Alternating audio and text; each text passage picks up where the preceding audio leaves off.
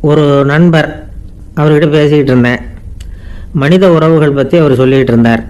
அமெரிக்காவில் தந்தை மகன் உறவு எப்படி இருக்குது அப்படிங்கிறத விளக்கிறதுக்கு அவர் ஒரு கதையை சொன்னார். ஒரு அப்பா பகல் பூராவும் அலுவலகத்தில் வேலை, ஓடி ஆடி உழைச்சிக்கிட்டு களைச்சி போய் ராத்திரி 10 மணிக்கு மேலே வீடு திரும்பினான். வீட்டு வாசலில் அவரோட மகன் காத்துக்கிட்டு இருக்கிறான். இன்னமும் தூங்கலை. அப்பா வாசல்லையே தடுத்து நிறுத்தி, அப்பா உனக்கு சம்பளம் எவ்வளவு அப்படின்னு கேட்குறான். ஏற்கனவே ஆஃபீஸு பிரச்சனைகளால் அழுத்து போய் திரும்புகிற அப்பாவுக்கு கோவம் வந்துடுது. என்னடா இப்படிலாம் கேளுன்னு உங்கள் அம்மா உனக்கு சொல்லி கொடுத்தாளா அப்படின்னு சொல்லிவிட்டு உள்ளே போய் சட்டையை கட்டி மாட்டி விட்டு குளிச்சு விட்டு மறுபடியும் வெளியில் வந்து உடையை மாற்றுகிற சமயம் அப்போ மறுபடியும் மகன் உள்ளே வந்து நிற்கிறான் அவர் முன்னாடியே. அப்பா உனக்கு எவ்வளவு சம்பளங்கிறான் மறுபடியும். அப்பாவுக்கு எரிச்சல் அதிகமாகிட்டுது. மணிக்கு $20 போதுமா அப்படின்னார். அப்படின்னா எனக்கு ஒரு $10 தர முடியுமான்னா மகன். இதுக்கு தான் என் சம்பளம் எவ்வளவுன்னு கேட்டியா? 2ஆம் வகுப்பு படிக்கிற உனக்கு எதுக்குடா $10 அப்படின்னு கத்திவிட்டு தொலைக்காட்சி பெட்டியின் முன்னாடி போய் உட்காந்துக்கிட்டு ஏதோ நிகழ்ச்சியை பார்க்க ஆரம்பிச்சிட்டார். கொஞ்ச நேரம் கழித்து மறுபடியும் மகன் வந்து நிற்கிறான். அப்பா ப்ளீஸ் எனக்கு ஒரு $10 கொடுக்க முடியுமா? மகனுடைய கண்களில் கண்ணீர். என்னடா அவன் கண்ணீரை காட்டி காரியம் சாதிக்கலாம்னு பார்க்குறியா? ஒரு காசு கூட கொடுக்க மாட்டான் போ அப்படின்னு விரட்டி விட்டான். மகன் கண்ணீரை தொடச்சிக்கிட்டே கண்ணை தொடச்சிக்கிட்டு பேசாமல் போய் படுத்துக்கிட்டானா. கொஞ்ச நேரம் ஆச்சு. அப்பாவோட கோபம் கொஞ்சம் கொஞ்சமாக குறைஞ்சிது. பிள்ளைகிட்ட கோபமாக கத்துனது தப்பு தாங்கிறது புரிஞ்சுது அவனுக்கு. எழுந்திரிச்சு போனான், படுக்கை இறக்கி போனான். மகனை பார்த்தான். அவன் தலையணையை கட்டி பிடிச்சிக்கிட்டு அழுதுகிட்டு இருக்கிறான். அவனை மெல்ல நெருங்கி அவங்ககிட்ட எதமாக பேசுகிறதுக்கு ஆரம்பித்தானான். எதுக்குடா உனக்கு $10 பள்ளிக்கூடத்தில் கேட்டாங்களா அப்படின்னு கேட்டானான். மகன் சொல்லியிருக்கான், இல்லை டாடி, உனக்கு 1 மணி நேரம் சம்பளம் $20ன்னு சொன்னேன். நீ ஏற்கனவே எனக்கு கொடுத்த பாக்கெட் மணி $10 என்கிட்ட இருக்குது. இப்போ நீ இன்னொரு $10 கொடுத்தீங்கன்னா அதையும் சேர்த்து $20 ஆகிடும்.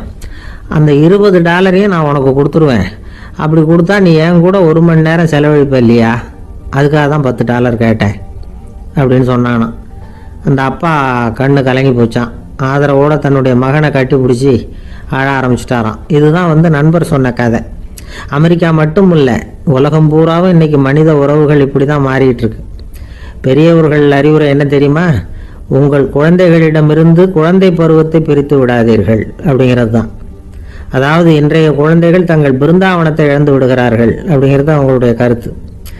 இந்த நிலைக்கு நாம் காரணமாக இருந்துடக்கூடாது. குழந்தைகளோட விளையாடுவோம், குடும்பத்தோடு உறவாடுவோம் அப்படிங்கிறது தான் நம்முடைய நோக்கமாக இருக்கணும். இன்றைய உறவு முறைக்கு இன்னொரு உதாரணம் சொல்லுவாங்க. ஒருத்தர் வந்தாராம். அவர் பக்கத்தில் ஒரு சின்ன பையன். நாம் அவரை விசாரிக்கிறோம், யார் இந்த பையன் அப்படின்னா அவர் சொல்கிறார், இவன் எனக்கு தூரத்து உறவு அப்படின்னாராம். இந்த தூரத்து உறவுன்னா எப்படின்னு இருக்கான். இதுக்கு அவன் சொல்லியிருக்கிறான், இவன் எங்கள் அப்பாவுக்கு 8வது புள்ளை அப்படின்னானான். கணவன் மனைவி அன்பாக இருக்கணும், ஒருத்தர் நல்லா புரிஞ்சுக்கணும், விட்டு கொடுக்குற மனப்பான்மை வேணும். அதுதான் ஒரு நல்ல குடும்பம். இன்றைக்கி பல குடும்பங்களில் அர்த்தமில்லாத சண்டைகள் தான் அதிகம். கிராமப்புறங்களில் வேடிக்கையாக ஒரு கதை சொல்லுவாங்க. ஒரு ஊரில் ஒரு ஆள் இருந்தான். வேலை வெட்டி இல்லாமல் சும்மாவே இருந்தான். அவனுக்கு கல்யாணம் பண்ணி வச்சாங்களாம். மனைவி வந்து சேர்ந்தா. சும்மாவே உட்காந்துருக்கிறியே, ஏதாவது சம்பாதிக்கிற வழியை பாரு அப்படின்ட்டு இருக்கா. அதுக்கு தான் யோசனை பண்ணிகிட்டு இருக்கிறேன், ஒரு அருமையான ஐடியா அப்படின்னு நானா. என்ன அது சொல்லு அப்படின்ட்டுருக்கா. அவன் ஒரு ஆட்டுக்குட்டி வாங்க போகிறேன்னு இருக்கான்.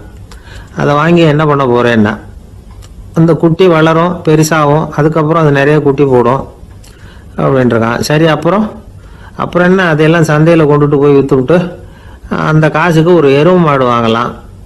சரி, அது எதுக்கு?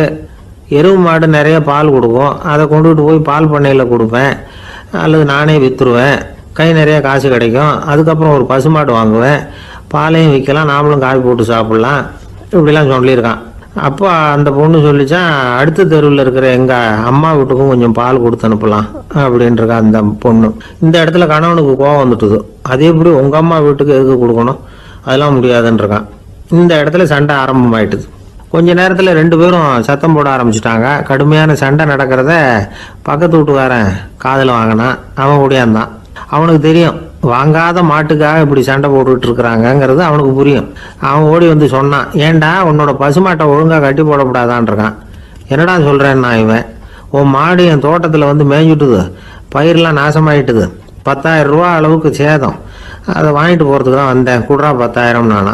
இவன் அரண்டு போயிட்டான்.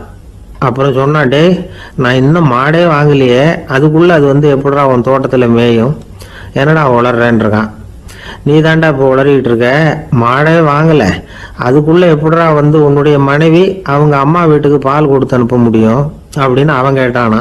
நம்மளால இப்போ தான் புத்தி வந்துதான், அர்த்தமே இல்லாத சண்டை போட்டுக்கிட்டு இருக்கிறோம் அப்படிங்கிறத அவன் புரிஞ்சுக்கிட்டானான். இது நம்ம முன்னோர்கள் சொல்லியிருக்கிற ஒரு கதை. சண்டையில தான் அர்த்தம் இல்லையே தவிர கதையில் அர்த்தம் உண்டு. அதாவது இல்லாத விஷயங்களுக்காக சண்டை போட்டுக்கிட்டு இல்லறத்தை வீணாக்கிக்கிட்டு இருக்கிற மனிதர்கள் இன்றைக்கு நிறைய பேர் இருக்கிறாங்க. ஒருத்தன் தன்னுடைய மனைவியை பற்றி மாமனார்கிட்ட புகார் சொன்னானா, மாமா உங்கள் பொண்ணு அர்த்தமில்லாத சண்டை போடுறா, எதுக்கு எடுத்தாலும் எடுத்து எறிஞ்சு பேசுகிறா அப்படின்னு இருக்கான். நீ எப்படி மாப்பிள்ளை அதை சமாளிக்கிற அப்படின்னு கேட்டிருக்காரு அவரு. அவள் எடுத்து எறிகிறது என் மேலே படாமல் ஒதுங்கி நின்றுக்கிறேன் அப்படின்னு நானா. இவன் ஒரு பெரியவர்கிட்ட பேசிக்கிட்டு இருந்தேன். அவர் என்கிட்ட ஒரு கேள்வி கேட்டார். திருடர்கள் எத்தனை வகை தெரியுமா உனக்கு அப்படின்னார்.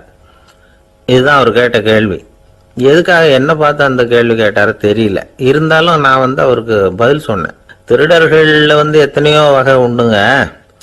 கார் திருடன், சைக்கிள் திருடன், முகமூடி திருடன், எப்படி சொல்லிகிட்டே போகலாம். இருந்தாலும் என்னுடைய சிற்றறிவுக்கு எட்டின வரையில் திருடர்களை வந்து 2 வகையாக பிரிக்கலாம் அப்படின்னு நினைக்கிறேன். ஒன்று ராத்திரியில் திருடுற திருடன், இன்னொருத்தன் பகலில் திருடுற திருடன். அதாவது பகல் திருடன், ராத்திரி திருடன் அப்படின்னு பெரியவர் சிரிச்சார். என்ன சிரிக்கிறீங்களே, என்ன கள்வர்கள் 4 வகை அப்படின்னு ஆரம்பித்தார். எப்படின்னு கேட்டேன். சாப்பாட்டுக்கு இல்லாமல் திருடுறாங்க பாருங்க, அது ஒரு வகையான். சாப்பாட்டுக்கு இருந்தும் திருடுறாங்க பாருங்க, அது ஒரு வகையான். இதை தவிர இன்னும் ஒரு 2 வகை திருட்டு உண்டு. அது என்னன்னா, ஆண்டவன் கிட்ட இருந்து நாம திருடுற திருட்டு, இன்னொன்று என்னன்னா நம்ம கிட்ட இருந்து ஆண்டவன் திருடுற திருட்டு அப்படின்னார். எனக்கு ஒன்றும் புரியல. என்ன சார் இது, ஆண்டவனையே வந்து திருடன்னு சொல்றீங்களே அப்படின்னு ஆச்சரியமா. ஆமாங்க, ஆண்டவனை வந்து கள்வன்னு சொல்றது இல்லையா. காஞ்சிபுரத்துக்கு பக்கத்தில் திருக்கார்வனம் அப்படின்னு ஒரு ஊர் இருக்கு. அங்கே உள்ள பெருமாளுக்கு வந்து கள்வர்னு தான் பேர். அது மட்டும் இல்லை, திருமங்கையாழ்வார் தம்முடைய திரு நெடுந்தாண்டகத்தில் கார்வனத்துள்ளாய் கல்வா அப்படின்னு தான் அழைக்கிறார் அப்படின்னு நிறைய உதாரணம்லாம் சொல்ல ஆரம்பித்தார். அதுக்கப்புறம் அவர்கிட்ட பேசி நான் புரிஞ்சுக்கிட்ட விவரங்களை தான் இப்போ உங்ககிட்ட சொல்ல போகிறது. அதாவது அவர் சொன்ன முதல் வகை திருடர்கள் வந்து சாப்பாட்டுக்கு இல்லாமல் திருடுறவங்க. இவங்களை வந்து திருத்தி போடலாம். சாப்பாட்டுக்கு இருந்தும் பணம் சேர்க்கணுங்கிற ஆசையால் பொய் கணக்கெல்லாம் எழுதுறாங்க பாருங்க, அவங்க தான் 2வது வகை. 3வது வகை திருட்டு தான் மிகப்பெரிய திருட்டு.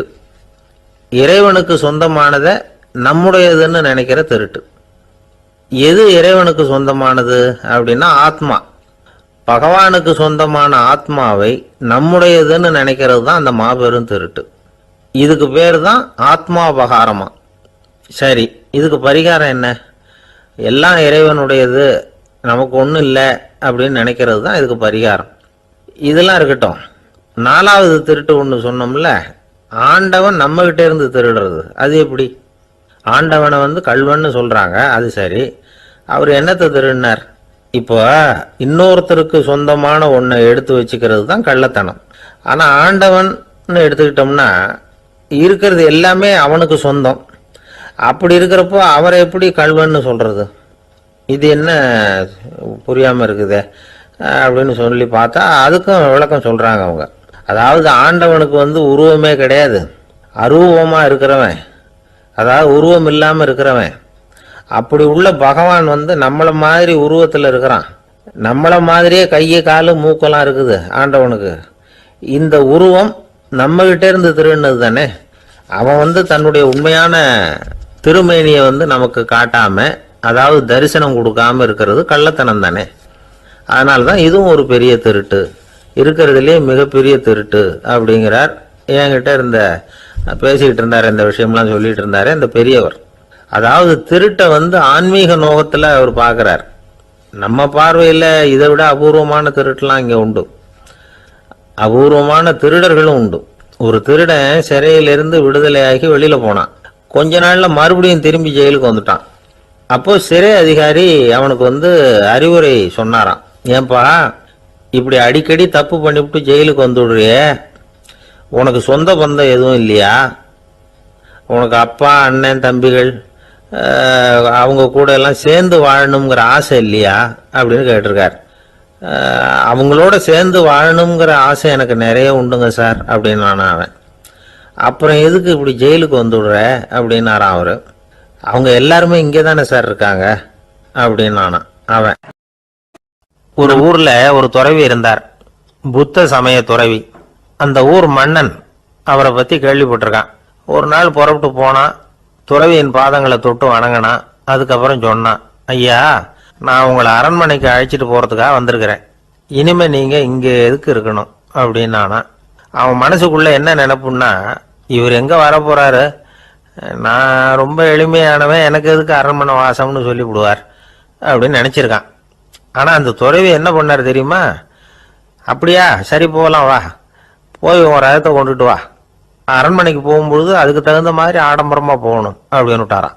துறவி இப்படி சொன்னதும் அந்த மன்னனுக்கு மனசுக்குள்ள சந்தேகம் வந்துட்டுது. இவர் உண்மையிலேயே துறவி தானா, ஏமாத்து பேர் வழி மாதிரி தெரியுதே அப்படின்னு நினைச்சிருக்கான். இருந்தாலும் இனிமே என்ன பண்றது, சொல்லியாச்சு. ரதத்தை கொண்டுட்டு வந்தான். துறவி ஏறி உக்காந்தார். பக்கத்துல ராஜா. அவரு ரொம்ப உற்சாகமா வரார். இவன் ரொம்ப சோர்ந்து போய் வரான்.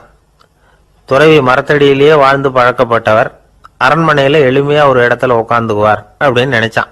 ஆனா அப்படி இல்லை. அரண்மனைக்கு வந்த உடனே அந்த துறவி அதை கொண்டுட்டு வா, இதை கொண்டுட்டு வான்னு சொல்லி உத்தரவு போட ஆரம்பிச்சுட்டார். அரண்மனையில இருந்தா அரசனை மாதிரி இருக்கணும் அப்படிங்கிறார். ராத்திரி பூரா சௌரியமா தூங்கினார். பகல்ல அரண்மனை தோட்டத்துல உலாவ வேண்டியது, நீச்சல் குளத்துல குளிக்க வேண்டியது, இப்படியே பொழுது போக்கிட்டு இருக்கிறார். அந்த அரண்மனையில துறவி மகிழ்ச்சியா இருக்கிறார். மன்னனால அப்படி இருக்க முடியல. அவருக்கு எந்த கவலையும் இல்லை, இவனுக்கு அரசாங்க கவலைகள். துறவி அப்படி இருக்கிறத இவனால தாங்கிக்க முடியல. ஒரு நாள் அவர்கிட்டயே போய், நான் உங்ககிட்ட கொஞ்சம் பேசணும். துறவி பார்த்தார். நான் இந்த அரண்மனைக்கு வரும்பொழுதே நீ என்னமோ என்கிட்ட கேட்கணும்னு நினைச்ச, ஏன் காலதாமதம்? நீ அனாவசியமா உன்னையே தொந்தரவு பண்ணிட்டு இருக்கிற, நீ கவலையா இருக்கேங்கிறது எனக்கு புரியுது. நான் மரத்தடியில் இருந்தப்ப கூட என்னை அடிக்கடி சந்திச்சுக்கிட்டு இருப்ப, ஏதாவது விளக்கம் கேட்கறது உண்டு. இங்க வந்த பிறகு என்னை சந்திக்கிறது கூட அபூர்வமா போயிட்டுது. நீ இப்போ என்ன கேட்க போறேங்கிறது எனக்கு தெரியும், இருந்தாலும் கேள் அப்படின்னாராம். வேற ஒண்ணும் இல்லைங்க, இப்போ உங்களுக்கும் எனக்கு என்ன வித்தியாசம்? 2 பேரும் அரண்மனையில தான் இருக்கிறோம். நீங்க மகிழ்ச்சியா இருக்கிறீங்க, நான் அப்படி இருக்க முடியல.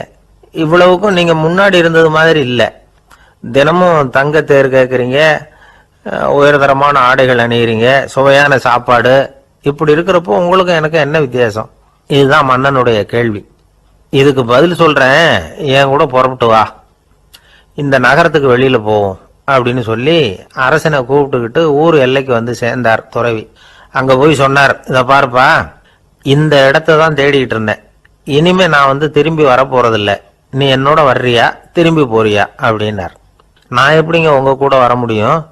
என்னுடைய நாடு, என்னுடைய சொத்துக்கள், மனைவி, மக்கள் எல்லாத்தையும் விட்டுட்டு எப்படிங்க வர்றதுன்னா. இப்ப அந்த துறவி சொன்னார், இப்ப வித்தியாசத்தை தெரிஞ்சுக்கிட்டியா? நான் அரண்மனையில் இருந்தேன், எல்லா வித பொருள்களும் உடையவனா இருந்தேன், ஆனா எதையும் சொந்தம் கொண்டாடுறவனா இருக்கல. ஆனா நீ அப்படி இல்லை, எல்லாத்தையும் சொந்தம் கொண்டாடிக்கிட்டு இருக்கிற. இதுதான் நமக்குள்ள வித்தியாசம் அப்படின்னு சொன்னார். அரண்மனை ஆடைகளை அப்படியே கலைஞர் அரசங்கிட்ட கொடுத்தார். உன்னுடைய ஆடைகளை நீயே வச்சுக்கோன்னார். அவர் பாட்டுக்கு நடந்து போனார், திரும்பியே பார்க்கல. அரசனுக்கு அப்பதான் தன்னுடைய அறியாமை விளங்குச்சான். இதுல இருந்து நாம புரிஞ்சுக்க வேண்டியது என்னன்னா, இந்த உலகத்துல எத்தனையோ பொருள்கள், அதையெல்லாம் முறையா பயன்படுத்தினா மகிழ்ச்சி. அதை விட்டுட்டு அதுக்கெல்லாம் சொந்தம் கொண்டாட ஆரம்பிச்சா கவலை. நம்ம ஆட்கள் சொந்தம் கொண்டாடுற விதமே தனி. ஒரு ஆளு இன்னொருத்தங்கிட்ட ஒரு கொடை கடன் வாங்கியிருந்தான், திருப்பி கொடுக்கல. கொடையை கொடுத்தவன் கேட்டான், என்கிட்ட கடன் வாங்கினிய கொடை, அதை கொஞ்சம் திருப்பி தர்றியான்னா. அது உனக்கு இப்போ அவசரமா தேவைப்படுதா அப்படின்னு கேட்டான் இவன். எனக்கு தேவைப்படல, அந்த கொடையை நான் யாருக்கிட்ட வாங்கியிருந்தேனோ அவனுக்கு இப்போ அது அவசரமா தேவைப்படுது அப்படின்னு அந்த ஆள். ஒரு நாள் ராமர் அரசவையில உட்கார்ந்துருக்கிறார். ராமராஜ்யம் நடந்துகிட்டு இருந்த நேரம். அந்த சமயத்துல ஒரு நாய் அரச சபைக்கு வந்துதான். அது தலையில அடிபட்டு ரத்தம். அந்த கோலத்துல அது அங்க வந்தது. எல்லாரும் ஆச்சரியமா அதை பார்த்தாங்க. ராமரும் அந்த நாயை பார்த்தார். நீங்கள் வந்த காரியம் என்ன, என்ன நடந்தது, எதுவாக இருந்தாலும் பயப்படாமல் சொல்லு அப்படின்னார். உடனே அந்த நாய் மெதுவாக சொல்ல ஆரம்பிச்சுதான். ஐயா, நான் தெருவில் போய்கிட்டு இருந்தேன். வழியில் ஒருத்தர் வந்தார். அவர் வேத சாஸ்திரம்லாம் படித்த பெரியவர். அவர் எந்த காரணமும் இல்லாமல் அவர் கையில் வச்சிருந்த குச்சியால் என் தலையில் அடிச்சுட்டார். அதுதான் தலையில் ரத்தம். இதை நீங்கள் விசாரித்து தகுந்த தீர்ப்பு வழங்கணும் அப்படின்னு தான் அந்த நாய். ராமர் பார்த்தார். உடனே தன்னுடைய காவலர்களை அனுப்புனார். அந்த ஆளை எங்கே இருந்தாலும் போய் கொண்டுகிட்டு வாங்க அப்படின்னு விட்டார். காவலர்கள் போனாங்க. அந்த ஆளை பிடிச்சி கொண்டு வந்துட்டாங்க. அரண்மனைக்கு வா அப்படின்னு சொல்லி கூப்பிட்டுட்டு வந்துட்டாங்க. என்ன நடந்ததுன்னு விசாரித்தார் ராமர். அதுக்கு அந்த ஆள் சொன்னார், நான் வீதி வழியாக வந்துக்கிட்டு இருந்தேன். குறுக்க இந்த நாய் வந்தது. நான் அவசரமாக போய்கிட்டு இருந்தேன். இது எனக்கு வழி விடாமல் குறுக்க பூந்து இடைஞ்சல் பண்ணிச்சு. எனக்கு கோபம் வந்துட்டுது. அதனால் அடிச்சுட்டேன். வேத சாஸ்திரம் படித்த நான் என் வசம் இழந்து கோபப்பட்டது பெரிய தப்பு தான். அதை நான் ஒத்துக்கிறேன். குற்றத்தை ஒப்புக்கொள்கிறேன். எனக்கு என்ன தண்டனை கொடுக்கணுமோ அதை கொடுங்க, ஏற்றுக்கிறேன் அப்படின்னு விட்டார். சரி, இப்போ அந்த ஆளுக்கு தண்டனை கொடுக்கணும். என்ன தண்டனை கொடுக்கறது யோசனை பண்ணார் ராமர். அதையும் அந்த நாய்கிட்டே கேட்டார். நீயே சொல்லு, என்ன தண்டனை கொடுக்கலாம் இவருக்கு அப்படின்னார். இதுக்கு அந்த நாய் என்ன சொல்லிச்சு தெரியுமா? இவரை ஏதாவது ஒரு கோயிலுக்கு தர்மகர்த்தாவாக நியமனம் பண்ணி கொடுங்க, அதுதான் இவருக்கு சரியான தண்டனை அப்படின்னுது. இதை கேட்டதும் ராமர் முகத்தில் புன்னகை. ஆனால் அங்கே இருந்த மற்றவங்களுக்கெல்லாம் ஆச்சரியம். அது எப்படி, தப்பு செஞ்சவங்களுக்கு தண்டனை கொடுக்கறது தானே நியாயம், அதை விட்டுட்டு தர்மகர்த்தா பதவியை கொடுக்க சொல்லுது இந்த நாய் அப்படிங்கிற ஆச்சரியம். இந்த சந்தேகத்தை அந்த நாய்கிட்டே கேட்டாங்க அங்கே இருந்தவங்க. இதுக்கு அந்த நாய் பதில் சொல்லிச்சான்.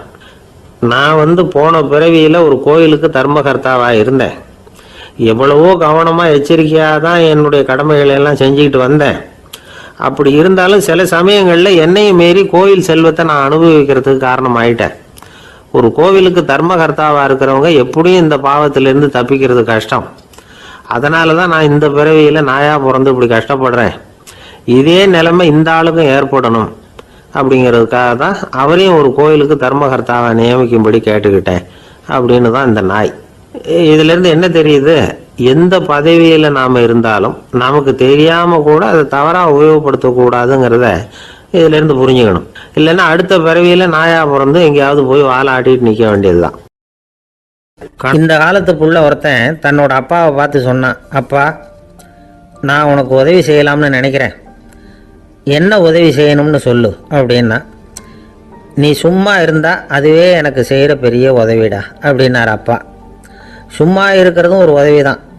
அது மாதிரி மௌனமும் ஒரு சமூக சேவை தான் அப்படிங்கிறார் காஞ்சி பெரியவர். நமக்கு 5 புலன்கள் இருக்குது. மெய், வாய், கண், மூக்கு, செவி. இந்த 5லேயும் அதிகப்படியான வேலை எதுக்குன்னு நினைக்கிறீங்க? வாய்க்கு தான். ஏன்னா அதுக்கு 2 வேலை. இப்போ கண்ணுக்கு பார்க்குறது மட்டும்தான் வேலை, காதுக்கு கேட்குறது மட்டும்தான் வேலை, மூக்குக்கு வாசனை அறியறது தான் வேலை, உடம்புக்கு உணர்றது மட்டும்தான் வேலை. ஆனால் வாய் அப்படி இல்லை. அதுக்கு 2 வேலை. சாப்பிட்றதும் அதுதான், பேசுகிறதும் அதுதான். அதாவது வாய் ஒன்று தான் கர்மேந்திரியமாகவும் இருக்குது, ஞானேந்திரியமாகவும் இருக்குது அப்படின்னு சொல்லுவாங்க. சாப்பாட்டில் உட்காந்தா எந்தெந்த ஆகாரம் என்னென்ன ருசின்னு அறிவிக்கிற வேலையும் செய்யுது. சபையில் உட்காந்தா பாடுறது, பேசுறது, சிரிக்கிறது, இது மாதிரியான வேலையும் செய்யுது. இன்னொரு வித்தியாசம், கண்ணு, காது, மூக்கெல்லாம் ஸ்ட்ரெயின் பண்ணிக்கிட்டு வேலை செய்கிறதில்ல. ஒரு ரோஜா பூ பார்த்தா உடனே மூக்கு அப்படியும் இப்படியும் அசைய ஆரம்பிக்கிறதில்ல. ஒரு சங்கீதத்தை கேட்ட உடனே காது ஆட ஆரம்பிக்காது. ஆனால் வாய் அப்படி இல்லை. அது பேசினாலும் சரி, சாப்பிட்டாலும் சரி, அசைஞ்சு தான் ஆகணும். ஆக மற்றதை விட வாய்க்கு வேலை ஜாஸ்தின்னு தெரியுது. சாப்பிட்றது, பேசுறது அப்படின்னு 2 காரியம் அதுக்கு. இப்படி 2 காரியம் இருக்கிறதுனால அது 2ஐயும் பாதியாக குறைச்சிக்கணுங்கிறது கடவுள் அபிப்பிராயமாக இருக்கணும் அப்படிங்கிறார் காஞ்சி பெரியவர். ஆனால் இப்போ நாம் அப்படியே நடந்துக்கிறோம். அதுக்கு நேர்மாறாக நடந்துக்கிறோம். நாம் சாப்பிட்றதும் அதிகம், பேசுகிறதும் அதிகம். 2 வேலையையும் தேவைக்கு அதிகமாகவே செய்கிறோம். வாய் தான் ரொம்ப ஓவர் ஒர்க்குடு. அதுக்கு ஓய்வு கொடுத்தா உடம்பும் நல்லாயிருக்கும், உலகமும் நல்லாயிருக்கும். மௌன விரதம் இருக்கிறதெல்லாம் எதுக்காக நினைக்கிறீங்க? இதுக்காக தான். இந்த காலத்தில் மௌனமாக இருக்கிறவங்கெல்லாம் மகத்தான தொண்டு செய்கிறாங்க அப்படின்னு தான் சொல்லணும். சத்தம் அதிகமாக போய் தான் சவுண்டு பொல்யூஷன் வருது. அது மட்டும் இல்லை, மௌனமாக இருந்தால் சண்டை சச்சரவே வராது. மௌனம் கலக நாஸ்தி. ஆக இதுவும் ஒரு சமூக சேவை தான். நமக்கு தான் வாய் இருக்குதுங்கிறதுக்காக வசமாக சாப்பிட்றதும் தப்பு, வளவளன்னு பேசுகிறதும் தப்பு. ஒரு கருத்தை சொல்கிறதுக்கு ஒரே ஒரு சொல்லு போதும் அப்படின்னு இருக்கும்பொழுது 2 சொற்களை செலவு பண்ணாதே. எவ்வளவு சொன்னாலும் அதனால் ஒரு பயனும் விளையாது அப்படின்னு தெரிய வருமேயானால் அந்த ஒரு சொல்லையும் விரயம் பண்ணாதே அப்படிங்கிறார் ஒரு அறிஞர். எல்லா குணங்கள்லேயும் மௌனம்தான் சிறந்தது அப்படிங்கிறார் ஒருத்தர். மௌனமாக இருக்கிறது மூலமாக மற்றவர்கள் குறைகளை நம்மளால் தெரிஞ்சிக்க முடியும். அதே சமயத்தில் நம்மக்கிட்ட இருக்கிற குறைகளை மற்றவங்களுக்கு தெரியாமல் மறைச்சிக்கவும் முடியுங்கிறார் அவர். உண்மைதானே? ஒரு பெரிய மேடை பேச்சாளர், பொது வாழ்க்கையில் 25 வருஷ காலமாக ஈடுபட்டிருக்கிறவர். அவர் மனைவி ஒரு நாள் சொன்னாங்க, எங்கள் வீட்டுக்காரர் 25 வருஷ காலமாக பொது வாழ்வில் ஈடுபட்டிருந்தா கூட இந்த மாதம் 10ஆம் தேதியிலிருந்து தான் மக்களுக்கு சேவை செய்ய ஆரம்பிச்சிருக்கார் அப்படின்னு நாங்கள் ரொம்ப பெருமையாக. 10ஆம் தேதிக்கு அப்படி என்ன விசேஷம் அப்படின்னு கேட்டோம். அன்னையிலேருந்து தான் அவர் மேடையில் பேசுகிறத நிறுத்தினார் அப்படின்னாங்க அந்த அம்மா. நம்மக்கிட்ட ஒருத்தன் தப்பாக நடந்துக்கிட்டானா உடனே நாம் என்ன செய்வோம்? கையை ஓங்கிட்டு அவனை அடிக்க போவோம். நாம் அவங்ககிட்ட அவனை விட ஒருபடி மேலாக தப்பாக நடந்துக்குவோம். ஆனால் பெரியவங்கள்லாம் அப்படி நடந்துக்கிறது இல்லை. இன்னா செய்தாரை ஒருத்தல் அவர் நாண நன்னயம் செய்து விடல் அப்படின்னு வள்ளுவர் சொல்லியிருக்கார் இல்லையா? அதுக்கு தகுந்த மாதிரி நடந்துக்குவாங்க. பாயசித் விஸ்தாமிங்கிறவர் ஒரு பெரிய ஞானி. அவர் ஒரு நாள் ராத்திரி ரொம்ப நேரம் மசூதியில் இருந்துட்டு வீட்டுக்கு திரும்பி வந்துகிட்டு இருக்கிறார். வழியில் ஒரு குடிகாரன், அவன் கையில் ஒரு இசைக்கருவி, அதை கண்ணா பின்னான்னு மீட்டிக்கிட்டு வாய்க்கு வந்தபடி என்னத்தையோ பாட்டுன்னு நினச்சிக்கிட்டு பாடிக்கிட்டு அவன் பாட்டுக்கு கிடக்கிறான் வழியில். அதோடு இருந்தாலும் பரவாயில்ல, அந்த பக்கமாக வழியில் போகிறவங்க வர்றவங்களையெல்லாம் பார்த்து கண்ணா பின்னான்னு திட்டிக்கிட்டு இருக்கிறான், ரொம்ப வளர்க்குறான். பாயசித் பிஸ்தாமிங்கிற அந்த பெரியவர் அந்த வழியாக போகிறார். அவனை பார்க்குறார். அவனுடைய நிலைமையை பார்த்துட்டு பரிதாபப்படுறார். ஏன்பா இது மாதிரியெல்லாம் நடந்துக்கிற, இப்படி நடக்கலாமா அப்படின்னு ஏதோ கொஞ்சம் புத்திமதி சொல்கிறதுக்கு ஆரம்பித்தார். அவனுக்கு கோபம் வந்துட்டுது. கையில் வச்சிருந்த வாத்திய கருவி அதால் ஓங்கி அந்த பெரியவர் தலையில் ஒரு அடி கொடுத்தான். ரத்த காயம் ஏற்பட்டு போச்சு. அவன் கையில் இருந்த இசைக்கருவியும் அடித்த வேகத்தில் 2ஆக உடஞ்சி போச்சு. அவ்வளோ வேகமாக அடிச்சிருக்கான். இவ்வளவு தூரத்துக்கு நடந்து போச்சு இல்லை. அந்த மாபெரும் ஞானி வாயை திறந்து ஒரு வார்த்தை கூட பேசலை. பேசாமல் தலையை பிடிச்சிக்கிட்டு அவர் பாட்டு போயிட்டார். மறுநாள் அந்த பெரியவர் என்ன பண்ணார் தெரியுமா? கொஞ்சம் இனிப்பு பண்டங்கள், கொஞ்சம் பணம், இது 2ஐயும் ஒரு ஆள் மூலமாக அனுப்பி வச்சார் அந்த குடிகாரனுக்கு. அவனுக்கு ஒன்றும் புரியல. என்ன விவரம்னு விசாரித்தான். வந்த ஆள் ஒரு கடுதாசியை நீட்டினான். அதில் விவரம் இருந்தது. ஞானி எழுதியிருக்கிறார், இதை பாருப்பா, உங்களுடைய இசைக்கருவி உடையறதுக்கு என்னுடைய தலை காரணமாக ஆயிட்டுது. அதுக்காக நான் ரொம்ப வருத்தப்படுறேன். அதுக்காக தான் பணம் அனுப்பி வச்சுருக்கேன். வேறு புதுசாக ஒரு இசைக்கருவி வாங்கிக்கோ. அப்புறம் இன்னொரு விஷயம், நேற்றுக்கு ராத்திரி என்கிட்ட ஏகப்பட்ட கசப்பான வார்த்தைகளை பேசினேன். இதோடு அனுப்பியிருக்கிற இனிப்பு பண்டங்களை சாப்பிட்டு உன்னுடைய நாவில் உள்ள கசப்பை மாற்றிக்கோ அப்படின்னு அதில் எழுதப்பட்டிருந்தது. இந்த சமயத்தில் அவன் குடி மயக்கத்தில் இல்லை, கிழிஞ்சு போயிருந்த நேரம் இது. அதனால் அதை படித்த உடனே அவனுக்கு ரொம்ப வெக்கமாக போச்சு. தலை குனிஞ்சான், யோசனை பண்ணான். கொஞ்ச நேரத்தில் தன்னுடைய நண்பர்கள் சில பேரையும் கூப்பிட்டுக்கிட்டு நேராக அந்த ஞானி இருக்கிற இடத்துக்கு ஓடினான். அவர் காலில் விழுந்தான். அவர்கிட்ட மன்னிப்பு கேட்டுக்கிட்டான். பெரியவங்களே தெரியாமல் நான் இந்த பாவ செயலை பண்ணிவிட்டேன், என்னை மன்னிச்சுங்க. உங்களுடைய பொறுமையும் போதனையும் என்னுடைய கண்ணை திறந்துட்டுது. இனிமேல் நானும் என்னுடைய நண்பர்களும் நல்ல வழியில் திருந்தி வாழ போகிறோம் அப்படின்னா. ஞானி செய்த நன்னயம் குடிகாரனை எப்படி திருத்திருக்கு பார்த்தீங்களா? இந்த கதையை கேட்டுவிட்டு ஒருத்தர் சொன்னார், என் வாழ்க்கையில் கூட அப்படி ஒரு சம்பவம் நடந்தது சார். நானும் ஒரு நாள் ராத்திரி ஓவராக குடிச்சிட்டு ஒரு கிட்டாரை வாசிச்சுக்கிட்டு கண்ணாபின்னான்னு உளறிக்கிட்டு திட்டிக்கிட்டு இருந்தேன். அந்த சமயம் அந்த வழியாக ஒருத்தர் வந்தார். ஓங்கி தலையில் ஒரே ஒரு அடி, ரத்தம் வந்துட்டுது. அதுக்கப்புறம் என் மனசு தெரிந்துவிட்டுது சார் அப்படின்னார். அப்படியா என்ன ஆச்சரியமா? ஆமாம் சார், அடி விழுந்தது அவர் தலையில் இல்லை, என் தலையில். வந்தவர் என்ன அப்படி அடிச்சுட்டார். மயக்கம் தெளிஞ்சதுக்கு அப்புறம்தான் எனக்கு விவரம் புரிஞ்சுது. அவர் ஒரு போலீஸ்காரரு அப்படின்னார் ரொம்ப சோகமா. அந்த ஆளுக்கு பேச தெரியாது, அவர்கிட்ட கொஞ்சம் எச்சரிக்கையாக நடந்துக்கோ அப்படின்னு சொல்கிறது உண்டு. அப்படின்னா என்ன அர்த்தம்? அவர் இன்னமும் குழந்தையாகவே இருக்கிறாரு, இன்னும் பேச்சு வரலன்னு அர்த்தம்? அப்படி இல்லை, அவருக்கு நாகரிகமாக பேச தெரியலன்னு அர்த்தம். பேசுறதுங்கிறது மனுஷனால் மட்டுமே முடியக்கூடிய ஒரு காரியம். அப்படி இருந்தும் அதோட பெருமையை அவன் இன்னமும் சரியாக புரிஞ்சிக்கலன்னு தான் சொல்லணும். அதனால தான் அவன் அளவுக்கு அதிகமாக வார்த்தைகளை கொட்டி போடுறான். அதுக்கப்புறம் அதையெல்லாம் திருப்பி அள்ள முடியாமல் கிடந்து கஷ்டப்படுறான். கொட்டின வார்த்தையை அள்ள முடியுமா? ஒருத்தரை இன்னைக்கு பார்த்து முட்டாள்னு திட்டி போடுறீங்க, நாளைக்கு மறுபடியும் அவர்கிட்ட போய் நேத்திக்கு உன்னை முட்டாள்னு சொல்லிவிட்டேன், அந்த வார்த்தையை திருப்பி கொடு, வாங்கிட்டு போயிடுறேன் அப்படின்னு நான் சொல்ல முடியும்? அவன் கோபக்காரனாக இருந்தால் நேத்திக்கு அதை வேற விதமாக உங்களுக்கு திருப்பி கொடுத்துருப்பான். உலகத்தில் எவ்வளவோ ஜீவராசிகள் இருக்குது, அதுக்கெல்லாம் வாய் இருக்குது. அந்த வாயெல்லாம் எதுக்கு உபயோகம்? சாப்பிட்றதுக்காக. ஆனால் நமக்கு இருக்கிற வாய் சாப்பிட்றதுக்காக மட்டும் இல்லை, பேசுறதுக்காகவும் தான். பேச முடியலன்னா வாய் இருந்தால் கூட அது வாயில்லா ஜீவன் தான். ஒரு பையனை பார்த்து அது வாய் உள்ள புள்ள பொழைச்சிக்கும் அப்படின்னா மற்ற பையன்களுக்கெல்லாம் முகத்தில் வாயே இல்லைன்னு அர்த்தம்? அப்படி இல்லை, அந்த பையன் கொஞ்சம் கெட்டிக்காரத்தனமாக பேசுவான்னு அர்த்தம். அதனால் எப்படி பேசணும் அப்படிங்கிறத நாம் முக்கியமாக தெரிஞ்சுக்கணும். இதுக்கு 8 விதமான குறிப்புகளை நம்ம பெரியவங்க சொல்லியிருக்கிறாங்க. பேச்சுக்கு 8 அங்கங்கள் உண்டு அப்படின்னு அவங்க சொல்கிறாங்க. அதெல்லாம் என்னென்ன அப்படின்னா, உண்மை, நன்மை, அன்பு, நிதானம், இனிமை, ஆழம், சமயமறிதல், சபையறிதல். இந்த 8 தன்மையும் பேச்சில் இருக்கணுமா. இதையே கொஞ்சம் விவரமாக சில பேர் போர்டில் எழுதி வச்சுருப்பாங்க. அதாவது எழுத்துலையாவது அதெல்லாம் இருக்கட்டுமே அப்படின்னு நினச்சி நீங்கள் கூட சில இடங்களில் இதை பார்த்துருக்கலாம். அதாவது உண்மையே பேசுக, நன்மையே பேசுக, அன்பாக பேசுக, நிதானமாக பேசுக, இனிமையாக பேசுக, ஆழமுடையதாக பேசுக, சமயமறிந்து பேசுக, சபையறிந்து பேசுக, இப்படி எழுதி வச்சுருப்பாங்க. இந்த 8 அம்சமும் சரியாக பொருந்தி இருந்தால் தான் அது பேச்சு. மற்றதெல்லாம் பேச்சாயிடாது. பேச்சு ஒரு சிறந்த கலை. எல்லாத்தையும் விட பேசாமல் இருந்தும் பழகணும், அது ரொம்ப முக்கியம்.